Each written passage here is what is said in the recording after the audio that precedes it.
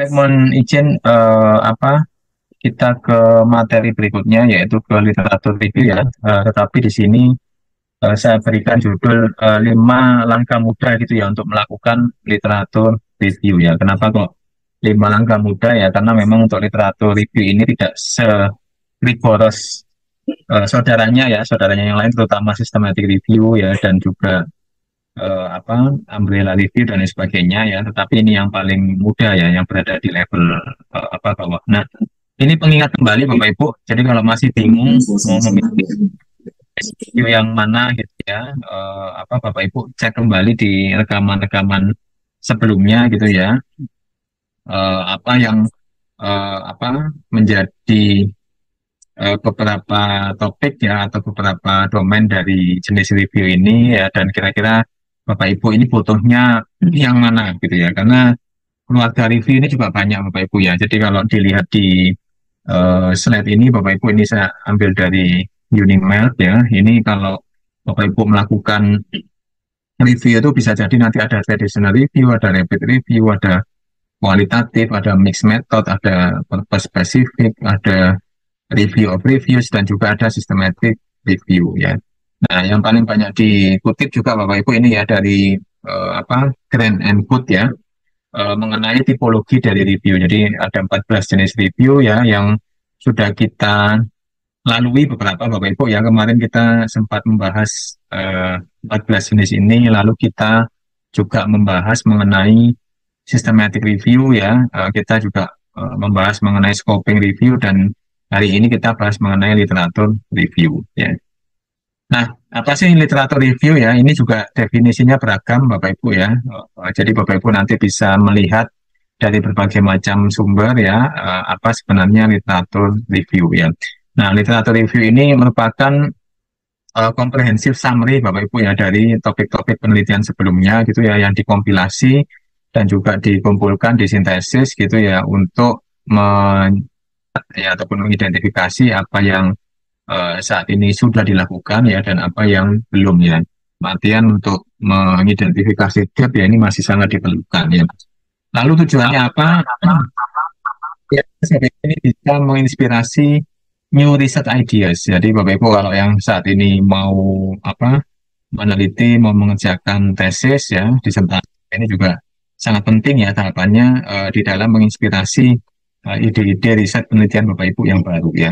Dan juga berikutnya Bapak Ibu ini untuk membantu ya di dalam menempatkan fondasi dari studi ya. Jadi fondasi dari studi Bapak Ibu ini apa saja ya. Ya, 5 langkah mudahnya Bapak Ibu ini cukup ringkas, cukup singkat ya. Bapak Ibu nanti bisa melihat di sini tahapan-tahapannya dan juga melihat sumbernya dari mana ya. Nah, yang pertama adalah pilih topik ya, dan juga menentukan pertanyaan penelitian ya. Tadi Bapak Ibu juga sudah presentasi topiknya bagus-bagus ya, beragam, mulai dari yang sifatnya sistem informasi sampai ke clinical setting gitu ya. Nah, itu Bapak Ibu pastikan nanti dicek kembali ya pertanyaan penelitiannya, apakah ini too broad ya, terlalu luas, atau malah sebaliknya gitu ya. Terus kira-kira nanti Bapak Ibu sudah familiar belum dengan konsep-konsep ataupun kata kunci yang digunakan di dalam literatur review yang akan dilakukan tadi ya. Jadi kan misal mengenai efisiensi ya, mengenai konsep dari kualitas hidup ya, konsep dari penyakit tidak menular dan lain sebagainya ya, itu juga perlu dicek kembali ya. Nah, tahapan kedua Bapak Ibu ini tentukan skopnya atau ruang lingkup review ya. Jadi ini ada plus minusnya gitu ya, walaupun secara umum Bapak Ibu ruang lingkup kajiannya ini biasanya luas ya, dan untuk permasalahannya permasalahan global, nasional, atau mungkin lokal Bapak Ibu yang bisa diangkat ya. Tadi berkaitan dengan JKN ya, jaminan kesehatan nasional gitu ya, atau di Indonesia implementernya adalah BPJS gitu ya. Nah, itu sebenarnya konsepnya juga banyak di negara lain gitu ya mengenai JKN. Jadi Bapak Ibu nanti kalau menggunakan konsep UHC ya, Universal Health Coverage ya, ataupun konsep-konsep lain ya, ini juga perlu diidentifikasi ya. Lalu tugas berikutnya adalah Bapak Ibu banyak membaca ya, tentunya membaca studi-studi yang memang relevan ya, yang memang sesuai dengan topik yang mau diangkat ya.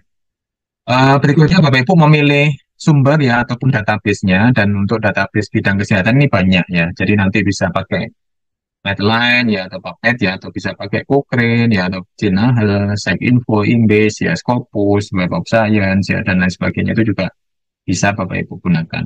Nah, bagaimana melakukan searching database akademik Bapak Ibu? Tadi Bapak Ibu di awal saya sampaikan bahwa mengidentifikasi kata kunci atau konsep itu penting ya. Jadi apa sih apa padanan konsep atau sinonim gitu ya kalau bahasa tradisionalnya dari konsep-konsep yang mau diangkat ini. Lalu yang kedua, gunakan bantuan mesin ya. Jadi bantuan mesin apa? Ada Boolean operator, ada while chart Bapak Ibu ya. Ini bisa pakai tanda N, tanda kutip dan lain sebagainya ya. Tanda bintang juga ya, asterik ya. Lalu juga Bapak Ibu nanti bisa menyelami masing-masing database itu punya keunggulan ya, misal di Jinahel, di Medline ya, bagaimana cara menggunakan medical subject heading dan lain sebagainya ya. Nah ini contoh Bapak Ibu, misal saya ingin mencari ataupun melakukan literatur review ya mengenai tiga konsep ini ya, ada foreignership, ada migrasi, ada impact gitu ya. Nah saya cari aja sinonimnya, ya apa saja sinonim dari foreignership ini, bisa jadi international nurses, expatriate nurses, ya migran nurses, overseas nurses gitu ya. Dan ini saya masukkan ke dalam boolean operator seperti ini ya. Tadi Bapak Ibu rata-rata juga sudah eh, bagus ya, sudah sesuai ya dalam mengidentifikasi konsep ya. Lalu migrasi Bapak Ibu ini ada immigration, ada emigration, ada movement, ada relocation, ada transnational migration ya. Ini menggunakan boolean operator ini, dan yang terakhir impact Bapak Ibu ini ada effect, ada influence, ada consequences, outcome, ada repercussion ya. Nanti Bapak Ibu sesuaikan dengan apa topik-topik gitu ya yang memang Bapak Ibu pilih, dan terminologi ini yang memang sangat relevan atau berkaitan ya. Nah, karena nanti dari masing-masing database itu hasilnya banyak Bapak Ibu ya, selalu gunakan tools ya, gunakan software bibliografi ya. Kalau yang di pertemuan berikut sebelumnya Bapak Ibu itu saya sampaikan mengenai confidence ya, silakan nanti dicek di video confidence. Kalau Bapak Ibu belum punya, silakan nanti menggunakan Mendeley, EndNote ataupun Zotero dan sebagainya. Atau paling sederhana yang menggunakan Excel Bapak Ibu ya. Dan yang terakhir Bapak Ibu ini Bapak Ibu akan melakukan review dari literatur ya. Nah, review dari literatur ini sebenarnya kompleks ya, dimulai dari ekstraksi data ya, setelah itu kita menganalisis datanya gitu ya, dan analisisnya juga beragam. Bisa jadi analisis tematik ya, analisis naratif ya, analisis komparatif gitu ya. Jadi misal membandingkan antara negara-negara Asia dengan Afrika ya sebagai source dari perawat migran gitu Bapak Ibu ya, itu juga bisa dibandingkan ya kalau dalam konteks tadi saya. Lalu ada analisis kritis, ada analisis konseptual, dan juga ada analisis historis ya. Jadi ini banyak sekali analisis-analisis yang bisa dipakai atau digunakan. Detailnya Bapak Ibu nanti bisa merujuk pada tiga sumber teori yang ada di sini ya. Ini contoh aja Bapak Ibu dari beberapa published studies gitu ya. Ini di Journal of Nursing Management apa? Ini Q1 ya, top tier jurnal juga Bapak Ibu, mereka menerima yang namanya literatur review ya. Jadi judulnya Hospital Nurses Job Satisfaction ya. Nah ini contohnya Bapak Ibu menulis abstrak ya untuk pendekatan literatur review. Ini Bapak Ibu yang mengidentifikasi konsep atau kata kunci ya menggunakan medical subject heading ya.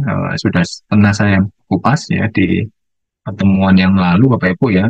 Begitu juga dengan database akademiknya ya, inklusi dan eksklusinya ya. Jadi ini hanya membantu aja Bapak Ibu ya, apa untuk Bapak Ibu nanti bisa mengembangkan sendiri ya. Nah, untuk diagram flow Prisma Bapak Ibu ini saya ulang kembali gitu ya. Ini wajib untuk systematic review, tapi untuk literatur review Bapak Ibu tidak wajib gitu ya, tidak harus detail ini. Silakan nanti menggunakan apa flow yang lebih sederhana juga boleh ya. Nah, ya, atau seperti ini Bapak Ibu ya.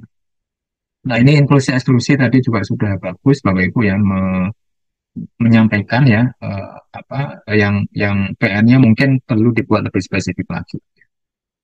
Ini ekstraksi data ya contohnya. Jadi Bapak Ibu nanti bisa membagi dalam beberapa kolom ya, ada penulis dan negara, study design, partisipan dan sample size, ada key finding dan juga ada limitation. Nah, Bapak Ibu juga bisa membuat seperti ini ya. Jadi tergantung tadi kebutuhan Bapak Ibu ya. Ini juga seperti ini juga boleh Bapak Ibu ya. Ini analisis tematik Bapak Ibu ya.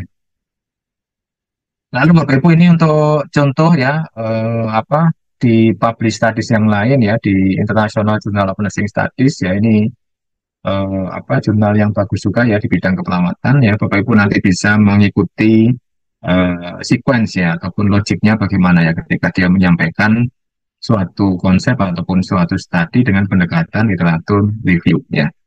Ini juga demikian Bapak Ibu di jurnal Midwifery.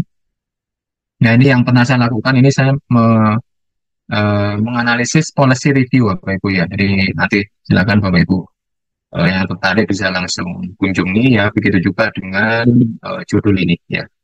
Itu banyak sekali yang bisa dilakukan Bapak Ibu berkaitan dengan literatur review ini atau mungkin Bapak Ibu juga mau melakukan semacam analisis konsep ya sebagai salah satu jenis review yang ada ya. Itu mungkin Bapak Ibu ini referensi yang bisa dipakai atau digunakan. Silakan bagi Bapak Ibu yang ingin memperdalam kembali ya apa yang mau dilakukan berkaitan dengan apa literatur review ini ya. Itu yang bisa saya sampaikan. Silakan jika ada yang ingin ditanyakan Bapak Ibu.